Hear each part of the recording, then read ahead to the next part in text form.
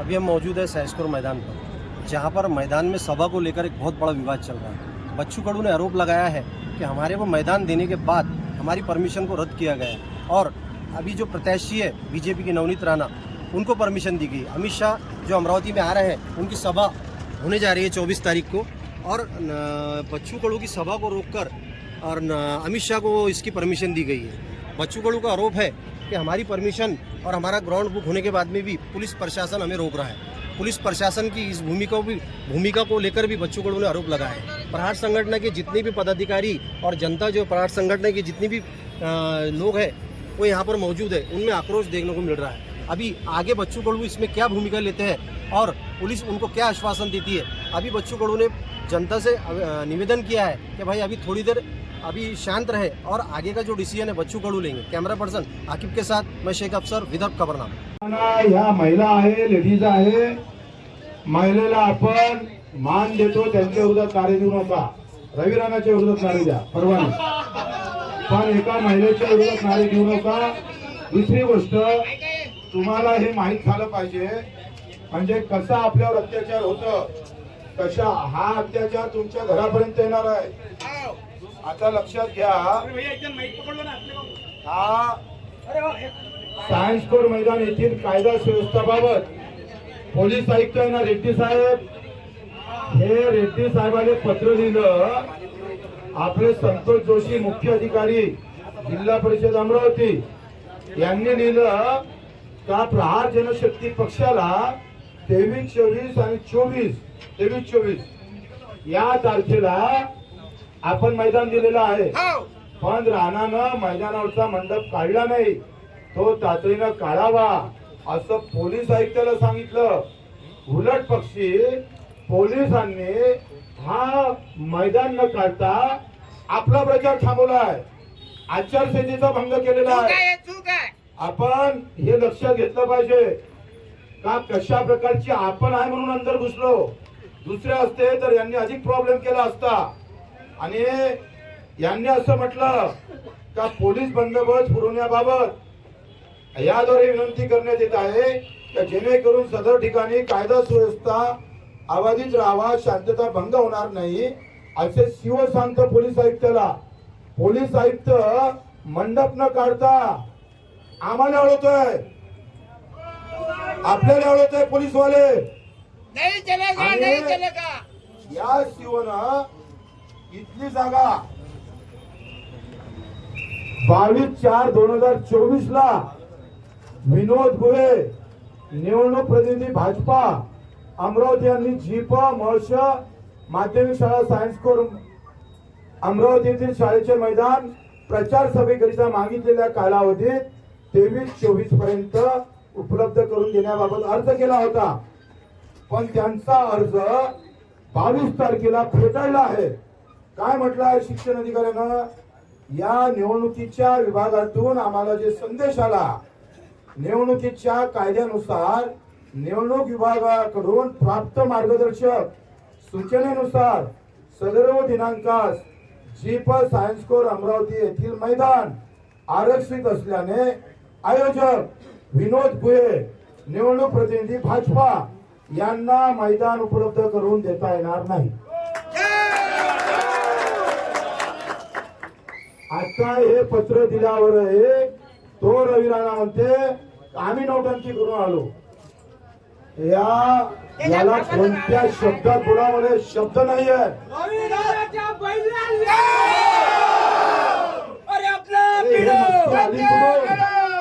हे मस्ती कुठून आली? तुम्हाला परवानगी, या मैदानाची परवानगी 22 तारखेला नाकारली आहे आणि पोलीस आम्हाला अडवते आहे, पोलीस आपल्याला अडवते आहे। हे पोलीस पार्टीचे आहे का कायद्याने चालणारे आहे?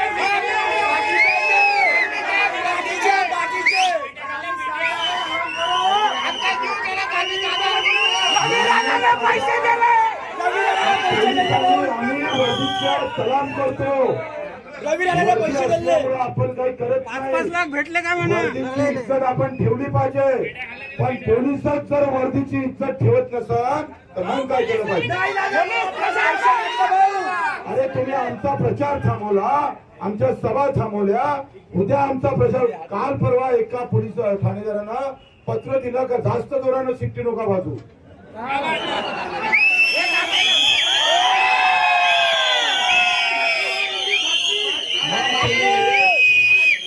तुम्ही हे दबावापोटी करता का? तुम्हाला पैसे आले?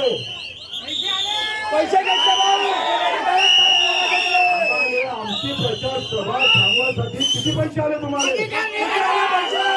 किती पैसे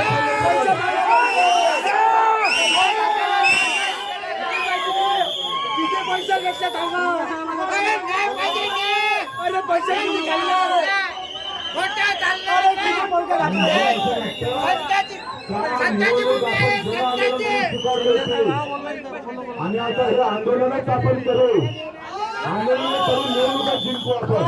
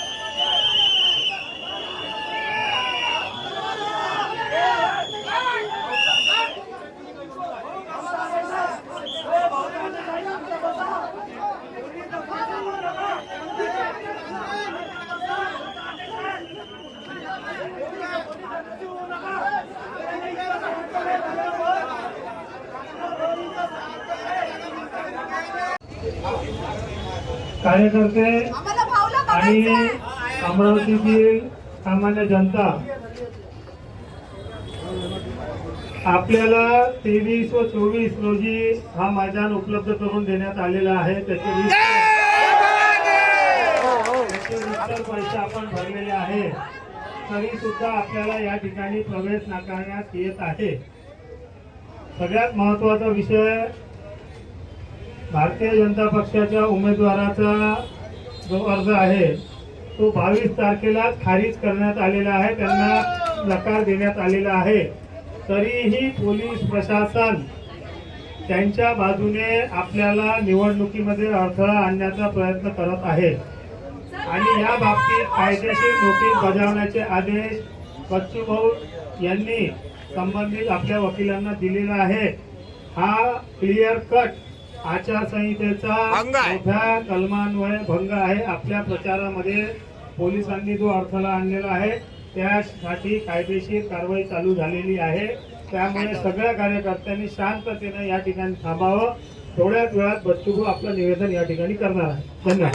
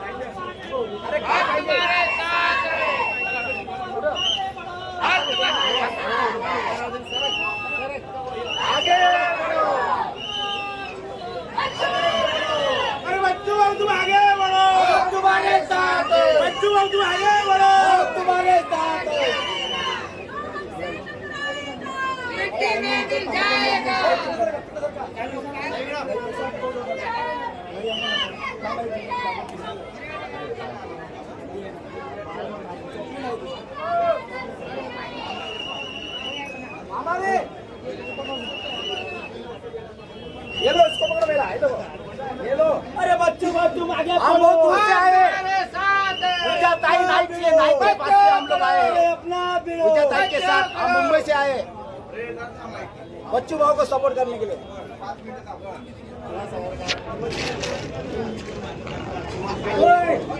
थोड़ा ऊंचा उतरना, क्या उंचा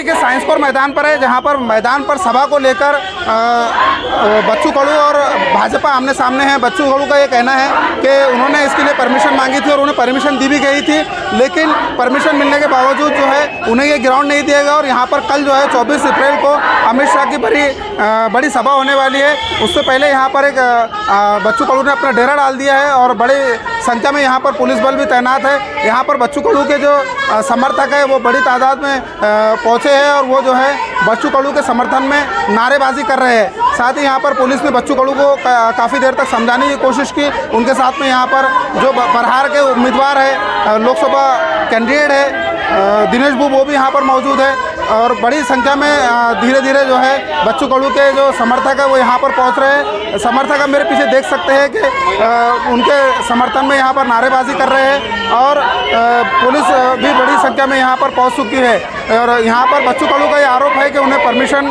पहले मांगी थी साइंस कोर मैदान की सभा के लिए। अभी आप मेरे पीछे देख सकते हैं कि बड़े यहाँ पर संख्या में क्या कहना चाहेंगे? ये जब से ये सरकार आई है हमको लगा अभी लोकसभा में तो तानाशाही नहीं चलेगी, लोकतंत्र के हिसाब से इलेक्शन होगा। लेकिन आप लोग देख रहे हैं या पुलिस को आगे किया जाता है, ईडी तो है ही, लेकिन पब्लिक पे भी अत्याचार किया जाता है। हम पब्लिक जो वोट देने वाले पब्लिक पे अगर ये लोग अत्याचार करेंगे तो कल तो ये लोग इलेक्शन ही नहीं करेंगे। 2024 के बाद ये इलेक्शन ही नहीं होने वाला, ये लास्ट इलेक्शन होने वाला है। अभी इसलिए हमको इसको हटाना है, ये सरकार को हटाना है। जो सरकार है बदलनी है, यहाँ पर जो है परमिशन को लेकर झगड़ा है कि भाई हमको पहले हमें परमिशन दिया है, इसके लिए हम आ रहे, हम लीगली अंदर आ रहे, लेकिन पुलिस हमको अंदर आने नहीं दे रही क्योंकि ये तानाशाही उनके पीछे है। तो जिसके पास परमिशन है वो बाहर है और जिसके पास परमिशन नहीं है वो अंदर है। ये चल रहा है लोकतंत्र में। जो हम डॉक्टर बाबा साहेब अम्बेडकर ने जो हमारा संविधान लिखा है उस संविधान को नहीं मानते हैं, हनुमान चालीसा पढ़ के वो करते हैं। उसको पूछो प्रियम्बल पढ़ने को आता है क्या? नवनीत राणा को पूछो, कभी प्रियम्बल भी पढ़ के देखो, तब तुमको पता चलेगा कि क्या होता है संविधान का हक, क्या होता है लोकतंत्र का हक। तुम कितना भी हम पे अत्याचार करो, हम नहीं सुनने वाले क्योंकि हमारे साथ संविधान है। जय संविधान।